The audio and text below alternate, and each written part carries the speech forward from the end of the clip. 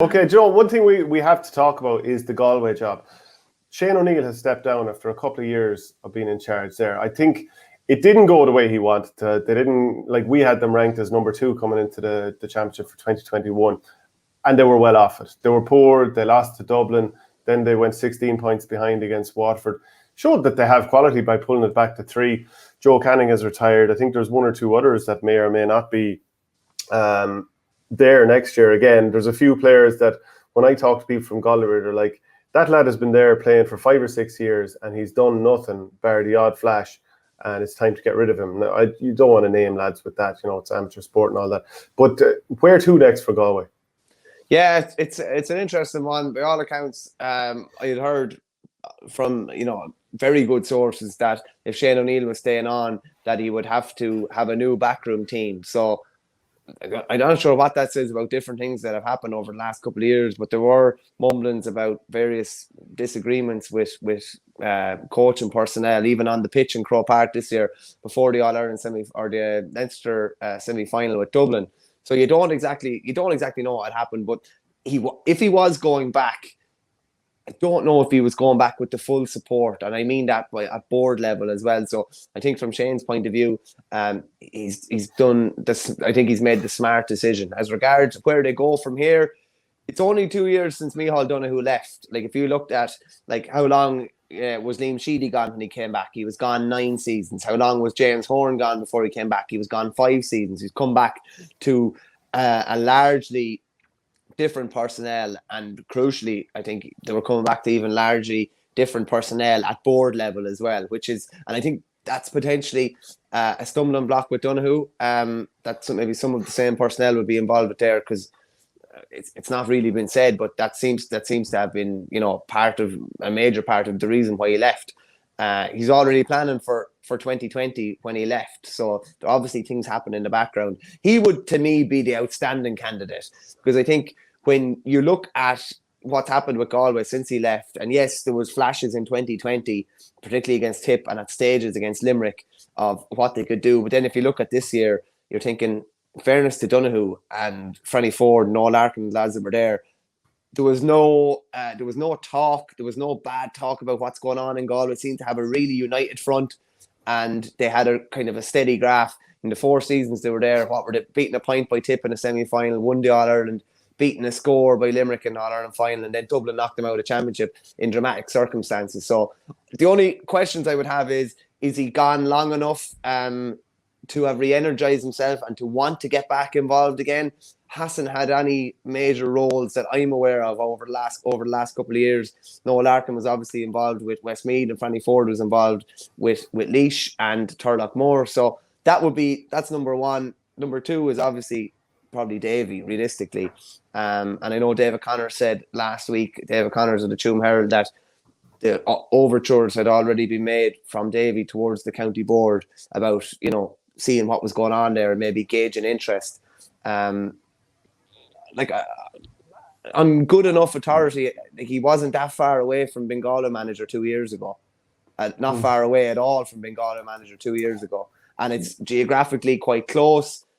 He'd obviously know plenty of the players. They would have gone through his hands in LIT as well. So it's a big difference though. Native manager who's brought them on All-Ireland, outside manager that brings a different type of a hype to Galway almost. Donoghue is the understated manager. Davy is what's the opposite of understated? Overstated, maybe? Like, there's going to be a lot of hype in Galway if Davy is there. The two of them... Would he initially have, because he does split the room, so, I mean, he's done a lot of great stuff. We always talk about one Munster with Waterford, won the All-Ireland with Clare, and obviously won Leinster with Wexford. But there's an element of Marmite there, because, there's... if you're the Wexford County Board last year, you're like, okay, this guy has brought us on and he won that title, but my God, that stuff that's swirling around about Clare, we don't need that, being associated with our county, So I'm not saying that's all Davy's fault either, but, that did come along because of Davy's involvement and stuff like that. Yeah, that's not going to go away, Shane, no matter where he goes as well, because that looks like something that's going to drag on for quite some time, with various things that are going on in Clare, and obviously his dad's involvement as the full-time secretary in Clare. So it's going to be really interesting. Is there a Springer in the market that we're not thinking of? Jeffrey Linsky obviously had unbelievable success with them at minor level. They probably limped out of the under-20 or were beaten well in the final, which is probably disappointing from his point of view. Johnny Kelly has been mentioned. He's obviously involved with Offaly at the moment. He's been overlooked in the past. He was overlooked. He's over Bursley at the moment. Yeah, and he was overlooked, I think, when Donoghue got the job at the end of 2015. So it's going to be interesting. Gerard O'Connor there says Sean Chaplin from Clare has to be in the conversation. There are plenty of guys within a close proximity to Galway that will probably be in the conversation. But I would imagine that if Donoghue wanted the job, that he would be the man. And I see Saoirse Bulfin been mentioned there. No, Donoghue, I mean, right, so you kind of listed the years there and how they performed. They've, like, even going back to Anthony Cunningham's time before that, they became that serial contender. And obviously they made that breakthrough in 2017, which is great. 2018, they had an excellent season, but, you know, just resorted to too much long ball for a finish, just too much snow on it. And that gave Clare an opportunity to almost beat them in the semi-final. I think if they weren't playing so much long ball, which played into Colin Galvin's hands when he went back as sweeper, they would have walked away with that game to some degree.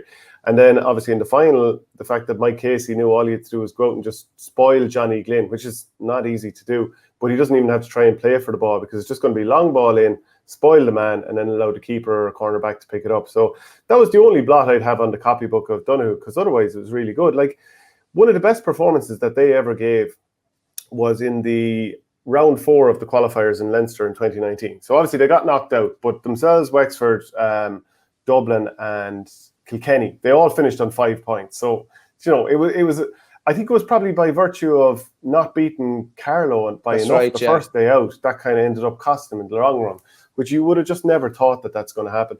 But anyway, remember when they went to Kilkenny and they didn't have Joe Canning, because obviously he'd been injured, had that groin injury from the league semi-final against Waterford. But they gave a sensational performance down in Kilkenny. So did TJ Reid, by the way. But they ended up winning 320 to 222. And to win down there in Kilkenny in those circumstances without your talisman, I thought that was brilliant. And that, to me, kind of suggests that whoever takes over next year, you've still got, like, a lot of guys who were key that day. You know, Pádraig Mannion, he'll surely have a better season than last year. Cathal Mannion, obviously, we know he's potential of a lot more than what he showed in 1 or 2 of the games this year. Like, Brian Kincannon's obviously class. And again, I'm just naming players who didn't have a good season. And Conor Whelan, the guy who, no matter what's happening, he's going to play pretty well. And then I've named Darren Morrissey as another one. So there's a lot of potential there. And yeah, I think Donoghue is the name that kind of jumps out. For a while, he was even in the tip conversation. I actually see Kinnerk to Galway here mentioned. Pretty sure that's not going to happen. I'd be fairly certain that that's not going to happen. I don't think he would give up what he has now to go and take a managerial gig in a neighbouring county. But it's definitely going to be interesting to see how it plays out, because there was, like, basically those conversations are only starting now. The conversation until Shane O'Neill resigned last week was what Shane O'Neill doing for next year, who's he bringing on board.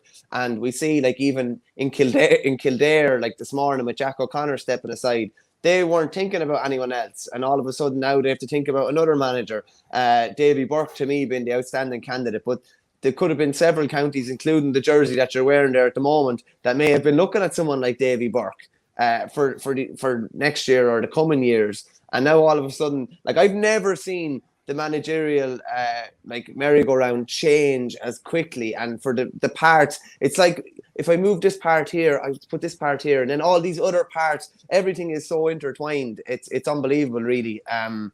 But I do find it hard to see Davy in Galway. I have to say now, I do find it hard to see. 2019, after Wexford won Leinster, I think would have been, when there was a vacancy after Donoghue stepped down, would have been far more realistic. I'm not sure if that's realistic now. A couple of viewers mentioned Saoirse Bulfin is involved. He's involved with Castlegar. He would have his finger on the pulse there. I think Fergal Lynch, the bruiser, is over Castlegar. They definitely would have their finger on the pulse there. But Donoghue, I would see, if Donoghue wants it, to me, it's his job. Yeah, and I wanted to ask you another thing. Do you think that Davy will end up somewhere next year? That irrespective of what, he will manage someone. You know, there has been talk of that he'd been in contact with the Dublin County Board. Obviously, Mattie Kenny is the manager there. But do you think that that he will wash up somewhere? Because Tipperary would rather not have a hurling team next year than appoint someone from that Clare era. To be honest, and I would show solidarity in that. Tipperary are taking the year out. Yeah, but where else is there? Obviously, it's not going to happen in Limerick. It's not going to happen in Cork. It's not going to happen in Tip. Wexford's already Kenny. Not going to happen. Wexford's just been filled. Yeah, so I actually wonder in the top tier, unless it's going to be Galway and an outside shot of Dublin, we're not going to see Davy Fitz in the championship next year. Which, it's always worth following his teams. Yeah, 100%. It doesn't look like it. Like Westmeath is still available at the moment, and Kerry is still available. To the best of my knowledge, anyway, I haven't heard anything to say the contrary, really.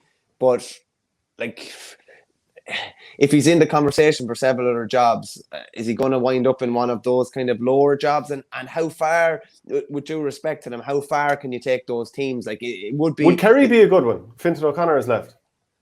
How proximity far? To Clare. Yeah, how far? Yeah, I understand that, but how far can you take them? Winning the Joe McDonagh would obviously be massive, would cause a massive headache in the Munster Championship. But yeah, I'm not sure. How much further could you take them after that?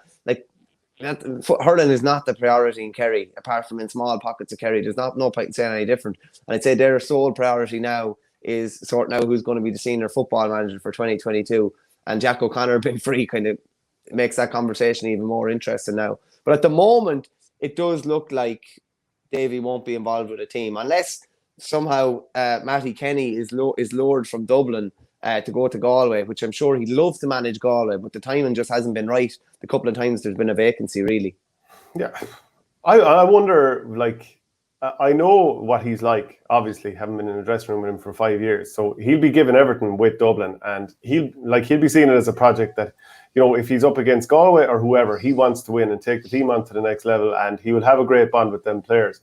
But the lure of home would be a big one, and I just wonder if Galway went after him. And I don't know if there's enough support within the county board for everyone that we talk about here. There always seems to be, I'm not sure if this county board member would like him. I think they might have upset him over a dual issue. I'm talking about different candidates there. I don't know if he would get enticed back or if he would get approached in the first place. But what do you think would be a good fit here? Do you think Mattie Kenny would have a better chance of winning Leinster next year if he was with Galway or with Dublin? Oh, I think he'd have a better chance of winning Leinster with Galway, being honest. Yeah. I think there's more raw talent to work with in Galway. Like, can you list out, if we're doing a top 10 or a top 20 in Ireland, if Galway are playing anyway well, there's so many guys that would be in that kind of conversation. But as you say, we talked about it with Liam Cahill, things obviously weren't right in Tip or something happened there, but I'm sure he would have, he would have wanted the Tip job and want to progress in Tip, but the stars didn't align there for whatever reason. If Galway came to Mattie Kenny, you see, you're talking about it, the timing is crucial. Time is running out, time is running. You need to have these things nailed down fairly quickly. In the next, I don't know exactly what the situation with Mattie Kenny in Dublin, but Dublin need to have that nailed down very soon. If Galway are going to approach him, that needs to happen very, very soon, because no county board worth their salt are going to leave it so that, a lad has a loose arrangement with them and can end up somewhere else, and then all of a sudden they're left in the lurch. Yeah, and we've seen now, even with the Liam Cahill and Tipperary thing, and we weren't in the conversation, so we don't know which side. Maybe spoiled is probably the wrong word, but spoiled that conversation, because there must have been a willingness on both sides. I feel there was a willingness on both sides to make that happen, but maybe there was an element of, I'm not going to be told what to do from one side or the other side or both coming into that. It is so important. This isn't like we're going to offer you $100,000 to come and do the job. I mean, an above board situation. There's obviously, look, we all know there's money changing hands for certain positions, but it's one thing, if you're the person who is giving out the wages and the other person doesn't have a job already, you very much control things. Yeah. But it's very difficult. This is as murky, I don't mean in an underhanded way, but it's as an unusual a situation as we've had in the managerial merry-go-round that I can ever remember. And it's quite exciting because we've no idea what way this is going to pan out. It's so convoluted, it really is. 1 minute someone's a manager somewhere and they're not in the race for a job. The next minute they're not a manager and they are in the race for a job. It's like Jack O'Connor could be the front runner to replace Peter Keane if Peter Keane's not going to be over Kerry. Did anybody really see that coming, a week ago? No, probably not. So these things can change very, very quickly. That's what I'm saying. You need to get someone nailed down really, really quickly. We're looking at, like, Darragh Egan was down watching the Wexford quarterfinals. You need that. You need to have a manager in place where he can spot talent or unearth new guys. So, like, having a guy in place when championships are nearly finished would just be a disaster. Yeah, Porter says Tommy Dunn was under Daly in Dublin. He was under Dec Ryan and Sheedy, and yet never mentioned for top man with Tip. Actually, I'm trying to remember, was he under Daly? I know he was briefly with Gerard Cunningham, but possibly I think it was Cunningham. Yeah, and he did a course and left quite quickly after he had joined them. So, this is interesting though, because like I've chatted to Paul Kinnerk before, and he has no interest in ever managing a county team of any description. Tommy Dunn may be the same. That's why the Darragh Egan to Wexford on was so interesting, because he's a well sought after coach. He's a very, very innovative coach, but he won't get to do a lot of what he does best with Wexford now, because he's not going to be coaching. Like, he's going to be managing people and managing the players and managing his backroom team. So coaching and management are two completely different things now. If you enjoyed this piece of content, please follow us on YouTube by hitting the subscribe button in the bottom right-hand corner of the page, which helps the channel grow. And if you want audio podcasts, go to patreon.com/ourgame.